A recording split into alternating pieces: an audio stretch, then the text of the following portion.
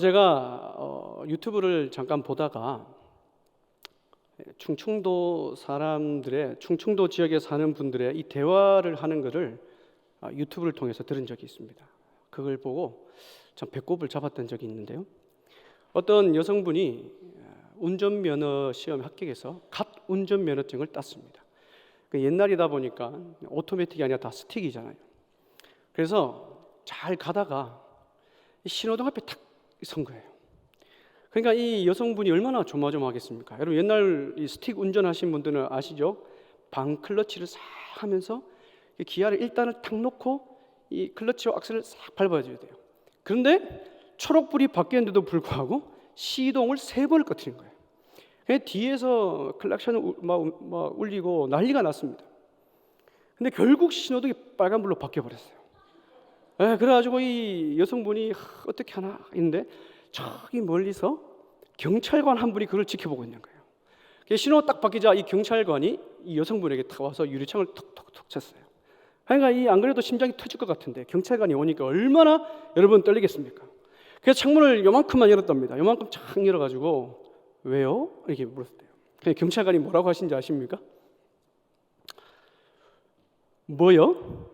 마음에 드는 색깔이 없는겨? 이러는 거야. 이해하시죠?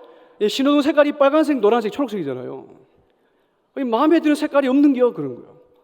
그러면서 더 하는 말이 아무리 마음에 들지 않아도 둘 중에 하나는 선택해야 되는데? 그러는 거예요. 둘 중에 하나가 뭡니까? 노란색에 지나거나 파란색, 둘 중에 하나는 선택해서 가라는 거예요. 여러분, 제가 경상도 출신이잖아요. 경상도에 이런 일이 났다면 어떻게 될까? 아마 뒷차는 내려서 욕을 할 것이고 경찰관도 뭐 하는 거냐고, 여성분이 집에 있지 왜 나와가지고 막 욕을 막 하지 않았겠습니까? 근데 이 충청도 분은 어떻게 합니까? 화를 낼 수 있는 분위기에도 불구하고 화가 아니라 모두를 유쾌하게 만드는 이 화법. 그래서 충청도 사람이 참 지혜롭구나 이런 생각을 하게 되었어요. 우리 모두가 화를 내고 짜증 낼 수 있는 상황에서도 이런 참 이 삶의 이 지혜, 그게 있다면 분노가 아니라 화가 아니라 참 기쁨과 이 즐거움이 있지 않을까, 그런 생각을 해보았습니다. 여러분, 우리가 살아가는 세상은 오늘 이 앞에 제가 설명드렸던 이 예화처럼 참 그렇게 행복하고 즐겁지만은 않습니다. 참 분노가 넘치는 시대죠. 얼굴 표정만 봐도 말 걸기가 무서운 시대입니다. 그래서 많은 사람들이 이렇게 얘기하죠. 많은 사람들이 이 나의 분노를 쏟아낼 쓰레기통을 찾는 것 같아요. 내 감정의 쓰레기통, 나의 이 분노를 쏟아낼 이 쓰레기통 말입니다. 그래서 결국 이 분노는 살인으로 이어지죠. 최근에 여러분 뉴스에서 많이 보았지 않습니까? 대전의 어느 한 초등학교에서 일어난 그 살인 사건. 그 교사가 받은 그 스트레스와 그 분노, 그 어려움을 이겨내지 못해서 결국 자신의 제자를 죽이기까지 하는 그런 안타까운 사건이 일어나지 않았습니까? 여러분, 오늘 우리가 읽었던 이 본문도 예수님께서 이 살인에 대하여 말씀을 하십니다. 근데 이 본문을 우리가 이해하려면 오늘 본문의 앞에 단락을 우리가 이해를 해야 돼요. 오늘 본문의 앞에 단락은 제가 작년 8월 달에 설교를 했습니다. 여러분 다 이해하시죠? 네, 기억이 안 나시죠? 앞에 보면 예수님께서 이렇게 얘기하세요. 너희 의가 서기관과 바리새인보다 낫지 아니하면 천국에 들어갈 수 없다 그래요. 여기서 더 나은 의를 말씀합니다. 여기서 더 나은 의란 우리가 구원받는 그 칭의를 말씀하지 않습니다. 이 현대인의 성경을 보면 이 의를 어떻게 번역하냐면 생활로 번역해요. 다른 말로 얘기하면 이겁니다. 너희의 생활이 서기관과 바리새인보다 더 나아야 된다, 더 뛰어나야 된다라고 말씀을 하는 거예요. 자, 그렇다면 그 당시에 더 나은 생활, 이들보다 더 나은 생활을 하기 위해서는 무엇이 먼저 필요될까요? 서기관들과 바리새인들로부터 들었던 잘못된 그 율법 그 해석들, 왜곡된 율법 해석들을 다시 정리할 필요가 있지 않겠습니까?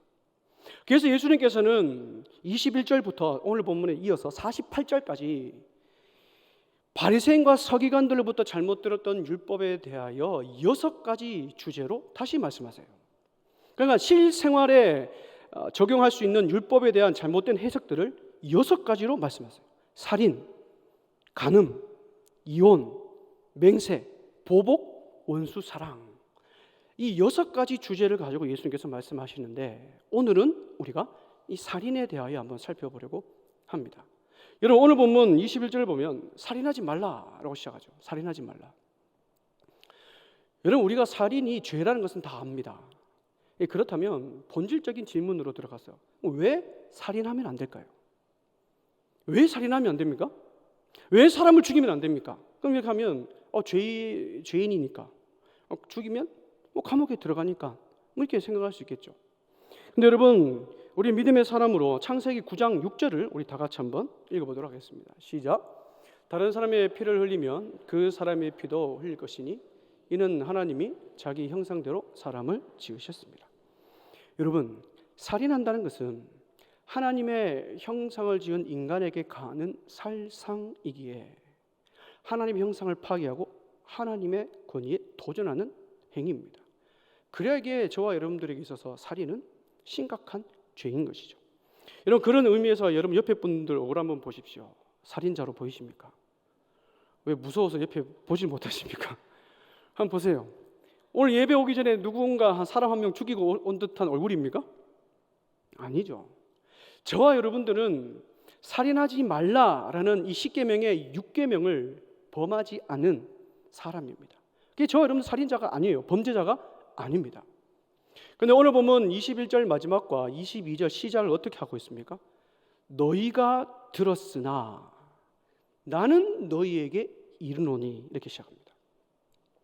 뭘 들었다는 걸까요? 서기관과 바리새인들로부터 살인에 대하여 너희는 이렇게 듣고 배웠으나 그러나 나는 살인에 대하여 이렇게 해석한다. 내가 다시 너에게 말한다 라고 이런 뜻이죠. 당시 서기관과 바리새인들의 문자주의적이고 피상적이고 눈에 보이는 결과에만 집중하고 있는 그들의 삶을 지적하는 거예요. 그래서 예수님께서는 오늘 보면 22절부터 그 살인에 대하여 본래적인 율법의 그 의미를 우리에게 말씀하고 있는 거예요. 첫 번째로 예수님께서는 살인에 대한 율법의 본래 의도를 말씀하시면서 22절을 보면 이렇게 시작하죠.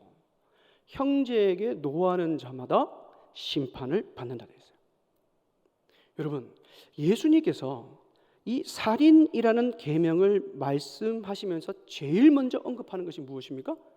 분노입니다. 분노. 즉 이 분노가 살인의 영역에 해당된다는 거예요. 여러분 오늘 화를 몇 번 내셨습니까? 분노를 몇 번 내셨어요? 저도 이 말씀을 준비하면서 내가 오늘 몇 번 분노했는가 생각해 보니 겉으로 드러낸 분노뿐만 아니라 마음속으로 분낸 것까지 합치니까 부끄러울 정도로 많은 분노를 내었더라고요. 여러분 분노는 자기 중심적이기에 내가 기대하는 그 이상의 결과가 나오지 않을 때 이 나타나는 증상, 현상입니다. 그래서 여러분 분노는 또 다른 말로 이렇게 이야기할 수 있습니다. 분노는 내적 살인이다 라고 우리는 이해할 수 있는 거예요. 결국 이 내적 살인이 계속 이어지다 보면 결국에는 외적 살인으로 일어나는 거예요. 그래서 예수님께서는 하나님의 형상을 닮은 형제 자매에게 분노하는 것이 얼만큼 무서운 죄인지를 예수님께서 말씀하시는 거예요. 예수님의 말씀뿐만 아니라 성경 곳곳에서 이 분노에 대하여 경고하는 말씀을 하고 있는 거예요. 에베소서 4장 26절 다 같이 한번 읽어봅시다. 시작. 분을 내어도 죄를 짓지 말며 해가 지도록 품을 품지 마라 되어 있어요. 그리고 시편 37편 8절입니다. 읽어봅시다. 분을 그치고 노를 버리며 불평하지 말라. 오히려 악을 만들 뿐이라. 야고보서 1장 20절입니다. 읽어봅시다. 사람이 성내는 것이 하나님의 의를 이루지 못함이라. 마지막입니다. 요한일서 3장 15절 읽어봅시다. 시작. 그 형제를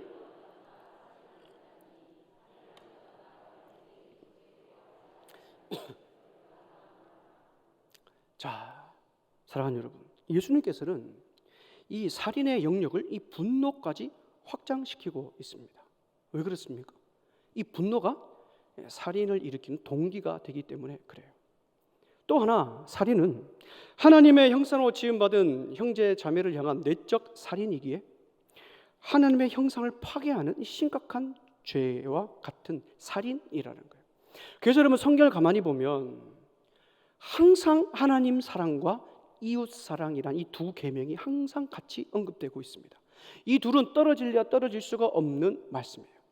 하나님을 사랑하면 하나님의 형상을 닮은 형제 자매를 사랑할 수밖에 없다는 거예요. 근데 반대로 하나님의 형상을 닮은 형제 자매에게 분노하면 그 분노는 형제 자매에서 그치는 것이 아니라 하나님께 대항하는 그 도전이 된다는 거예요. 그래서 이 분노가 그만큼 살인의 영역이 들어갈 만큼 심각한 죄라는 사실인 거예요. 그래서 예수님께서는 제일 먼저 이 분노를 언급하십니다. 이어서 예수님께서는 이 살인을 분노의 영역에서 그치지 않으시고 한 번 더 나아가십니다. 22절 보면 이렇게 되어 있죠. 형제를 대하여 라가라 하는 자는 심판을 받는다 되어 있어요. 저기 보면 라가라 되어 있죠. 이 라가라는 것은 아람어입니다. 아람어로 그 뜻이 무엇이냐면 텅 빈 머리 이렇게 있어요. 이게 멍텅구리, 뇌가 빈 이런 뜻입니다. 근데 이게 좀 더 구체적으로 NASB 성경을 보면 이렇게 되어 있죠. Good for nothing입니다.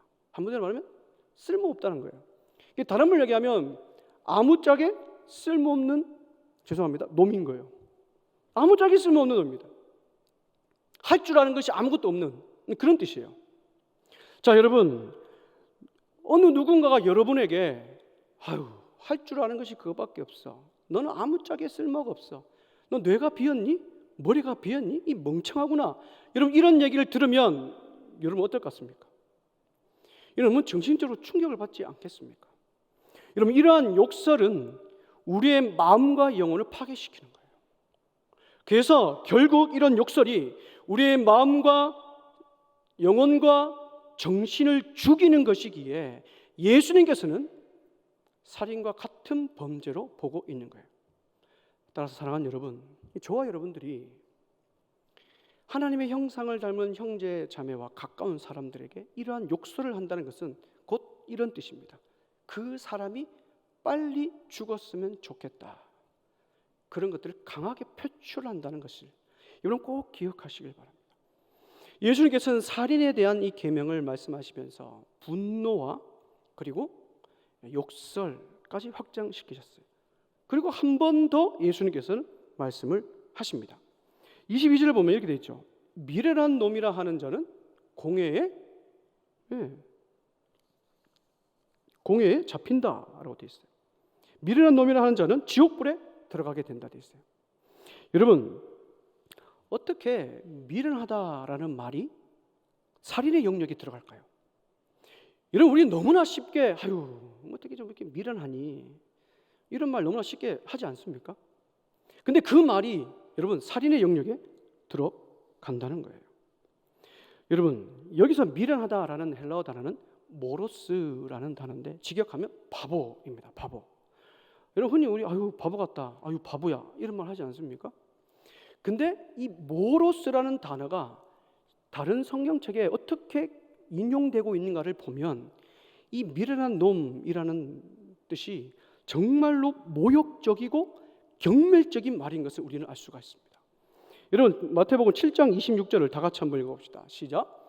나의 이 말을 듣고 행하지 아니하는 자는 그 집을 모래 위에 지은 어리석은 사람 같으리니. 이렇게 있어요. 저기서 어리석은 사람이 누굽니까? 집을 반석 위에 짓는 것이 아니라 곧 무너질 모래 위에 짓는 자입니다. 또 마태복음 25장 2절 3절입니다. 다 같이 한번 읽어봅시다. 시작.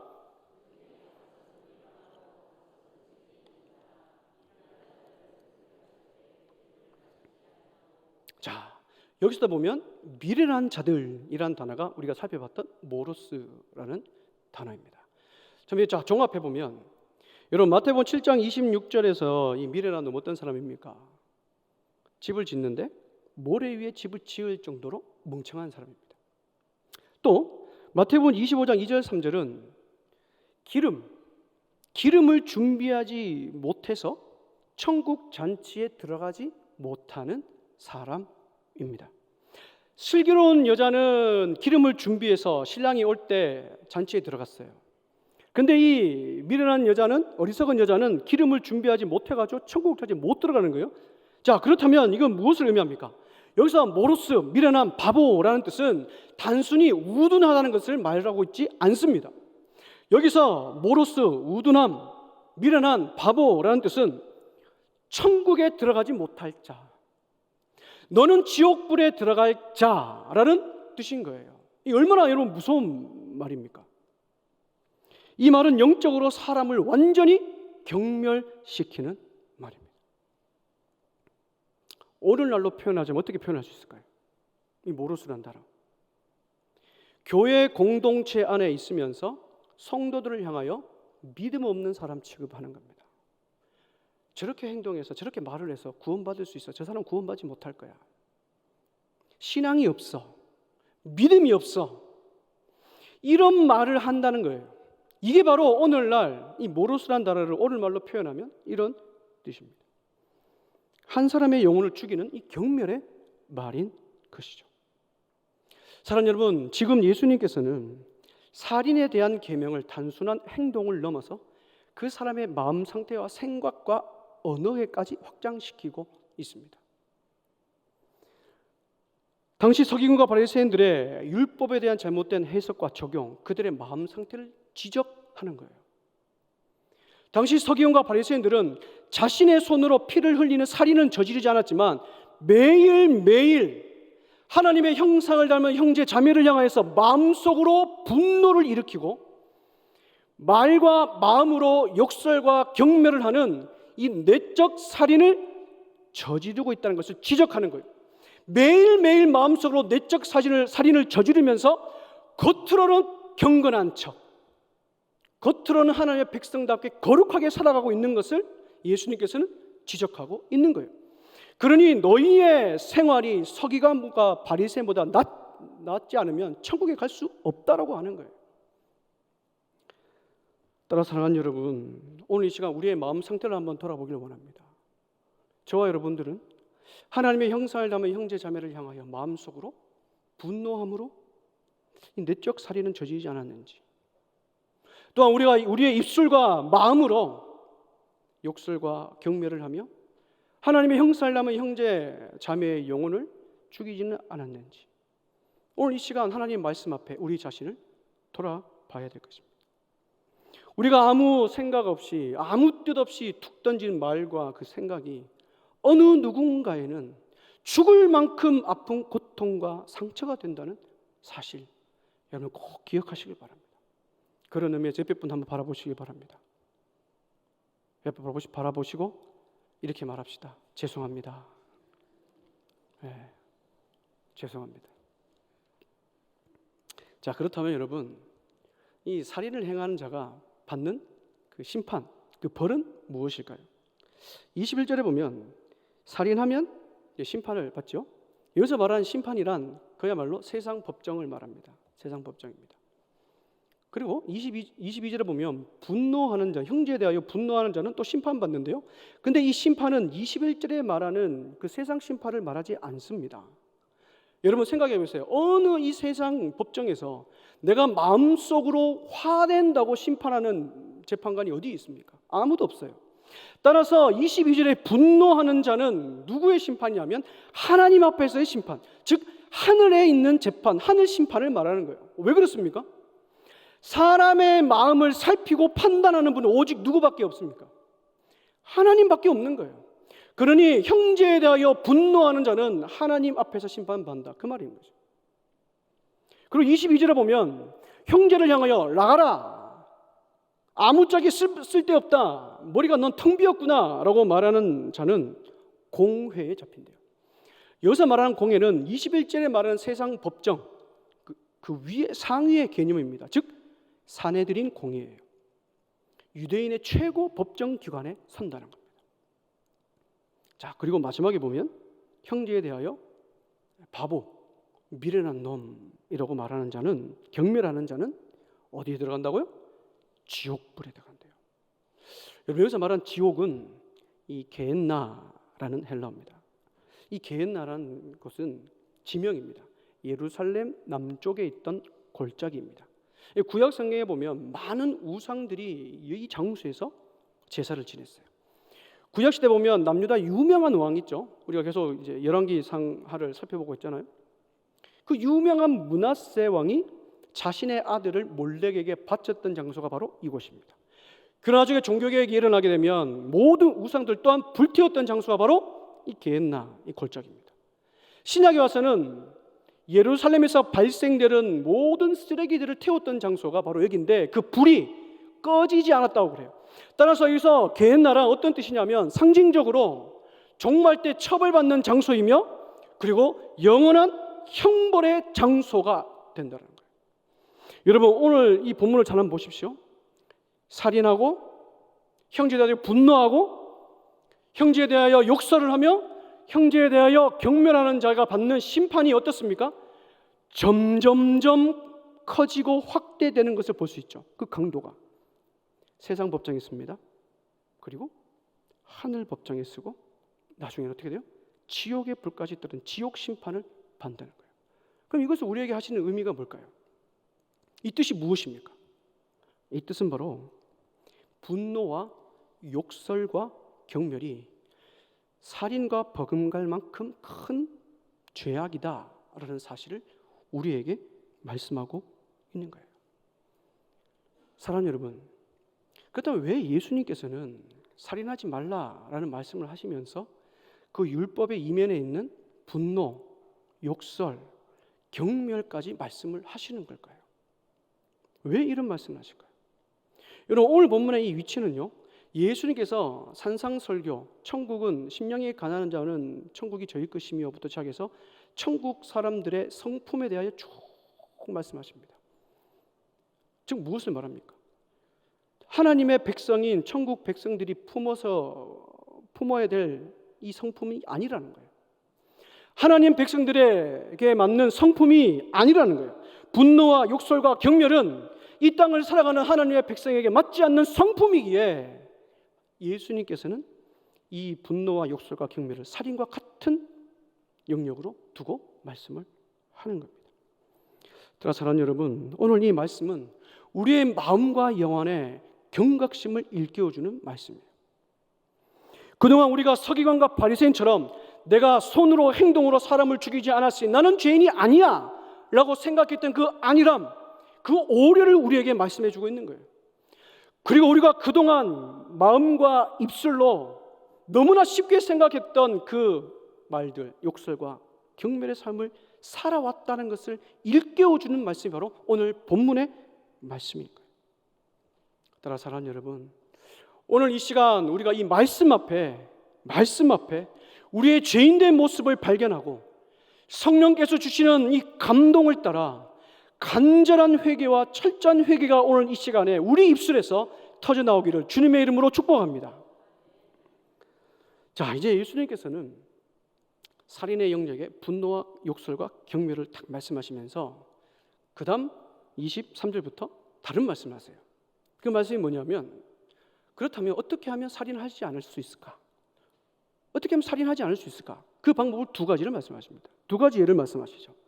첫 번째는 예물을 드리다가 내 형제에게 원망 들을 만한 일이 생각나거든 그 예물을 제단 앞에 두고 가서 화해하라는 거예요. 자, 여기서 우리가 주목해서 살펴보아야 될 것이 무엇이냐면 화해하는 주체가 누구냐는 거예요. 화해의 주체가 누구냐. 23절 보면 이렇게 되어 있죠. 내 형제에게서 원망을 들을 만한 일이 생각나거든 됐어요. 내 형제, 다른 사람에게서 원망 들을 만한 일이 생각난대요. 즉 나로 인해 마음이 상한 형제 자매가 불편한 마음을 가지고 있거나 그것을 내가 알았을 때, 나로 인하여 누군가가 상처받고 힘들어한 것을 내가 알았을 때 화해의 주체가 나 자신이 되어서 화해하라는 거예요. 화해의 주체가 누굽니까? 나 자신인 거예요.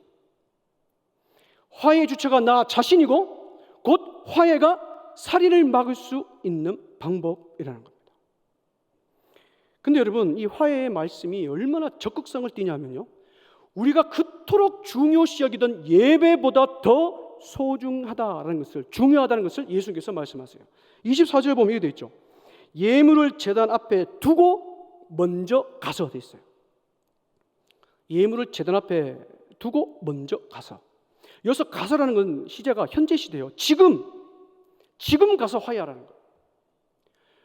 여러분, 지금 예수님께서 제자들에게 말씀하시는 장소가 어디냐면 갈릴리 바닷가입니다. 갈릴리 호수에서 지금 이 말씀을 하고 있는 거예요. 그러니 이 예수님의 말씀을 듣고 있는 제자들에게 있어서 제사 지낸다 하면 갈릴리에서 예루살렘까지 가는 거리를 생각했을 겁니다. 여러분, 그 거리는 일주일 내내 쉬지 않고 걸어가야 도착할 곳이에요. 그 먼 거리를 여러분 걸어가서 드디어 도착했어요. 그리고 내가 그 예물을 제단 앞에 드리려고 갑니다. 제단은 성전 안뜰에 있는 번제단을 말해요. 근데 도착해 보니 이미 많은 사람들이 도착해서 줄을 쫙 서 있는 거예요. 그런데 줄을 서 있는 그때 나로 인하여 마음 상한 그 형제 자매가 생각나거든. 어떻게 해요? 예물을 거기다 두고 다시 어디로 가라고요? 갈릴리로 가라는 거예요. 왔던 거리만큼 다시 돌아가서 화해하라는 거예요. 여러분, 가만히 생각해보면 너무 극단적인 예인 것 같죠. 일주일 이상 걸어 도착했는데 다시 그 길 가서 화해하래요. 이게 무엇을 말합니까? 그만큼 화해가 중요하다는 거예요.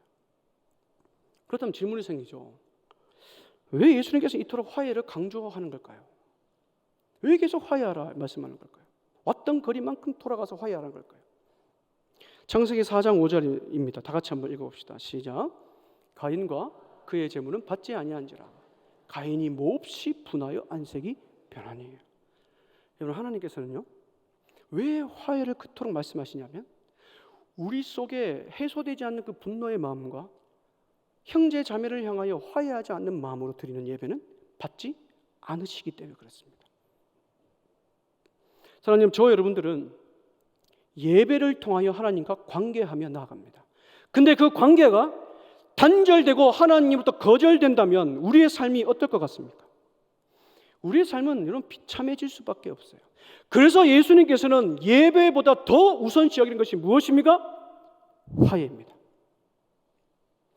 모든 것이 화해를 통해 관계 회복이 일어나는 거예요. 따라서 사랑하는 여러분, 우리는 가장 먼저 믿음의 공동체 안에 있는 형제 자매들과 여러분 화목해야 될 줄 믿습니다. 여러분 믿으십니까? 나 자신이 화목의 주체, 나 자신이 화해의 주체가 되어야 될 줄 믿습니다. 그 이유는 단 하나입니다. 화해가, 화목이 하나님의 나의 예배를 받으시는 그 열쇠가 되기 때문이에요. 자, 이어서 예수님께서는 화해의 대상을 믿는 성도들, 신앙 공동체에 있는 믿는 성도들을 넘어서 세상으로 이제 또 나아갑니다. 25절 보면 이렇게 말씀하시죠. 너가 고발하는 자와 함께 길에 있을 때 급히 사화하라 됐어요. 왜냐하면 이 재판관에 도착하게 되면 옥에 갇히게 될 것이고 빚진 모든 것 갚기 전까지는 감옥에서 나올 수 없기 때문에 그래요. 지금 이 사람은 채무자와 함께 법정에서 걸어가고 있습니다. 가장 이 세상에서 피하고 싶은 사람이 누굴까요? 빚쟁이죠. 그죠? 빚쟁이 얼굴만 마주쳐도 돌아가지 않습니까? 근데 뭐라고 말씀하세요? 피하고 싶은 그 마음을 억누르고 법정으로 가는 그 길에 빨리 사화하라는 거예요. 여러분, 사화하라는 뜻은 친구 맺다, 그리고 자기 편으로 만들다는 뜻이에요. 즉 뭡니까? 타협하라는 거예요. 빨리 타협하라는 거예요. 왜요? 법정에 도착하게 되면 화해할 시간도 없어져요. 모든 선택권이 다 날아가기 때문에 그 길에 빨리 화해하라는 겁니다. 사랑하는 여러분, 이 말씀은 우리가 이 세상 살아가면서 믿지 않는 자들과의 관계를 지금 말하고 있는 거예요. 먼저 예수님께서는 믿음의 공동체 안에서 화해하라고 말씀하시고 이제는 믿지 않는 자들까지도 화해하며 살아가는 것을 우리에게 말씀하고 있는 겁니다. 대충 하는 것이 아니라 적극적인 화해의 주체로서 살아가라라고 말씀하는 거예요. 그럼 왜 예수님께서 믿지 않는 자들까지도 이렇게 화해하며 살아가라고 말씀을 하는 걸까요? 그것은 하나님께서 화해의 방식으로 우리와 관계하시기 때문에 그렇습니다. 하나님께서는 우리와 화해의 방식으로 관계하시는 거예요. 그 화해의 방식은 성경에 무엇으로 나타났냐면 언약으로 나타났습니다. 여러분, 이 언약 안에는 인간을 향한 하나님의 모든 사랑이 그 언약 안에 다 담겨 있어요. 죄를 지은 인간에게 먼저 찾아와 주셔서 아브라함과 모세와 다윗을 통해 맺으신 그 언약을 통하여 죄인이지만 그 언약을 통하여 하나님께서는 이스라엘 백성의 하나님 되어 주시고 이스라엘 백성은 그 언약을 통하여 하나님의 백성이 되는 그 언약, 결국 그 언약은 신약에 와서 예수 그리스도를 통하여 완벽하게 성취가 되지요. 저와 여러분들은 죄로 인하여 하나님과 영원히 단절되었고 영원히 죽었던 사람입니다. 그런데 죄가 없으신 예수 그리스도께서 이 땅에 오셔서 십자가에서 화목 제물 되어 주셨어요. 저와 여러분들을 위하여 화목 제물, 화해의 제물이 되어 주신 거예요. 그래서 저와 여러분들은 예수 그리스도를 통하여 다시 하나님과 화목하게 되었고 하나님과 화목하는 그 관계 속에 참여할 수 있게 된 것입니다.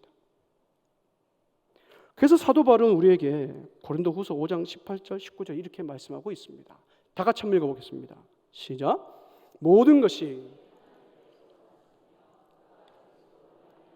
우리를 자기와 화목하게 하시고 또 우리에게 화목하게 하는 직분을 주셨으니 곧 하나님께서 그리스도 안에 계시사 세상을 자기와 화목하게 하시며 그들의 죄를 그들에 돌리지 아니하고 화목하게 하는 말씀을 우리에게 부탁하셨느니라.